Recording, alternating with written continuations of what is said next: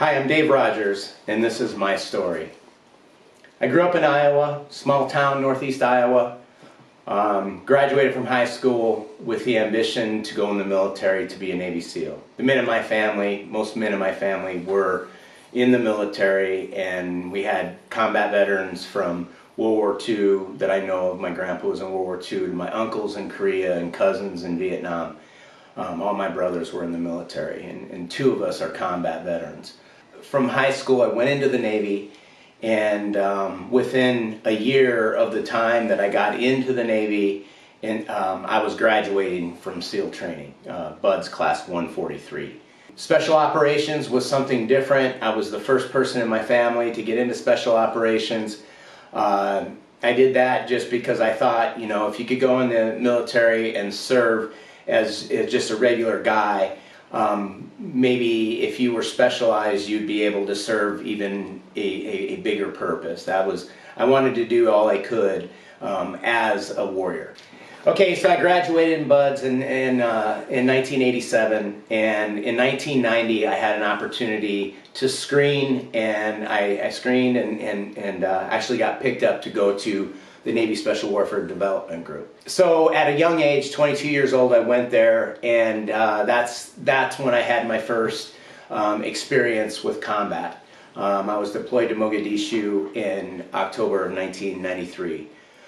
I didn't realize what was going on at the time, but after, it's been a long time, I realized that a lot of the problems I started having kind of stemmed from my time in Mogadishu. I learned that during one incident that happened, actually the first night I was in country, I was danger close to a large explosion, and I believe now that I lost consciousness, and I thought I was just stunned, but as my life went on and I started having problems, I was doing therapy, and some of the therapy went back and kind of, you went back and kind of opened up some of the doors that were closed, and I learned, okay, that was a time where I got rocked pretty good. And I spent a good bit of time in country. I spent probably close to 6 years on the ground in some kind of deployment status, either active duty or as a private contractor.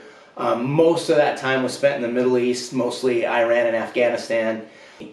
At the time, it was just, you stood up and you had so much adrenaline and so much, I guess it's just mostly adrenaline, that you just went about your business, and then the after effects you just thought were normal. People ask me about the teams, and especially SEAL Team 6, and they say, what's it like and what do you do? And people envision the special operator with MVGs and body armor and guns and lasers and all these things, and of course that's a part, those are some of the tools we use in doing our business.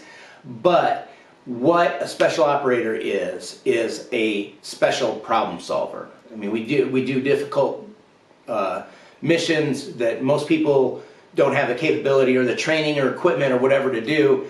They convince us early on that we can do anything as long as we get together in a team environment and we think about it, and everybody uses input and we use lessons learned. Bottom line is, we're problem solvers. My ability to solve problems, and not even problems, I'm talking, they say first world problems and third world problems. We're talking problems that were minor everyday things I started having difficulty with. My regression, and while it was happening, it was slow. I didn't realize it, and looking back, I realized it was pretty quick. And from the time I got out or stopped deploying, stopped working, with a gun in my hand in an austere environment, as soon as I stopped doing that, I really could, I could really tell that maybe those skills were good, and it seemed like they were. I could function well in a combat zone, but when I was outside of that environment, I started noticing I could not function very well. I feel like, I started to feel like I lost my ability to communicate with people. Married and divorced twice, lost everything, made decisions over this period that lacked rationale. I was a project management professional. I managed a multi-billion-dollar contract. At one point had 1,200 guys working for me in 9 different cities in Iraq with 50 helicopters and hundreds of armored vehicles. I was responsible for all of it. As a Navy SEAL, at a young age, I was operating in an environment that in my estimation, in my experience, was the most difficult environment that I've ever been in, just being a Navy SEAL day to day. I look back at that and I realized I couldn't function even anywhere near to that capacity. I started to believe that at one time I started to believe that I was somehow, somewhere along the line, I became a bad person. And anything that required like a multi-step process or anything that required some critical thinking, I wasn't able to do that anymore. And I was really good at it. I mean, special operators, what are they? They're problem solvers. And all of a sudden I couldn't solve problems, basic problems. I couldn't understand, I couldn't see things for what they were. If it was something that wasn't important, for some reason I put a lot of focus on it sometimes. Or something that was really important, I just kind of, I'll get to it later kind of thing. I couldn't feel emotion the way that I had in the past or the way I thought emotion should be felt. When something was sad and you should have been upset by it, I wasn't affected at all. Like it was not anything, and other things that were minor affected me. I'd cry watching commercials and stupid stuff. Looking back, I was kind of spiraling so far out of control that on April 5th of 2017, I decided to take my life. I decided that life shouldn't be this difficult. I decided that I lost some ability and some function, and I didn't want to be the person that I felt that I was. I was incapable of doing some things I knew I could do and that I've done in the past, and I knew that there was something wrong that wasn't just a normal regression with age. There was something else.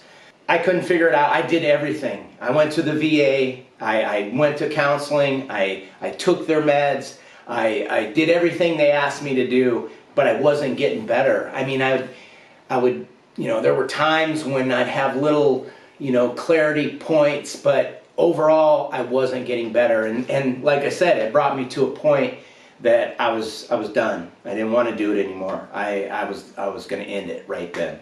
It was it was divine intervention. I didn't go through with it. I didn't actually do it. But the attitude that I had was, okay, I won't end my life, but I can't wait to die. That's the best way I could describe it. Because of my kids, I came to the clarity, and after I almost committed suicide, I went and got some treatment. I was down in Tampa at the Ark, down at James Haley, and I met some people there that started talking to me and explained to me what was going on. So this was my first. So we're still in April of 2017. I finally got solid information, a proper diagnosis. In September of 2018, I was introduced through a mutual friend to an individual who had brought a hyperbaric oxygen therapy clinic to the area that I lived in. I live in North Dakota.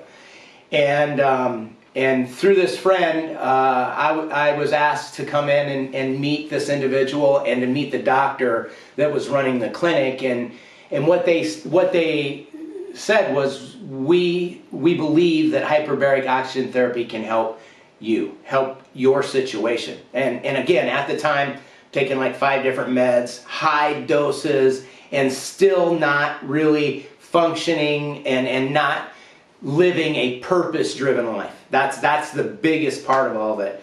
I could see clearer after the first treatment. I came out and I was like, oh wow, I can see a little bit better. Like I said, I had to pre-breathe before high jumps, you know, hay hose in the military, and of course we breathed pure oxygen rigs underwater and stuff. But so I was familiar with the effects and the euphoric feeling that oxygen could give you. But that was what I noticed after the first treatment. It was a 1-hour treatment. After 4, I noticed it was actually for sure doing something to me. I improved steadily every day. Through my life, there were different traumatic incidents that actually affected my brain and changed the way my brain functioned. And when that happened, I was unable to basically be me, be who I was and who I thought I was. And through hyperbarics, I got it back. I got my ability to understand things for what they are, my ability to manage time and plan and execute, my ability to feel love and to feel emotion, my ability to read and comprehend, understand complex, you know, problems, and now I'm planning to go back to school. I'm getting into a master's program for psychology. I want to help people. It almost cost my life, and it was something that could be fixed. And it's not the end all, be all. It's not the only thing anyone who's suffering from mental illness needs, but it needs to be part of the solution. That's my story, and I'm sticking to it.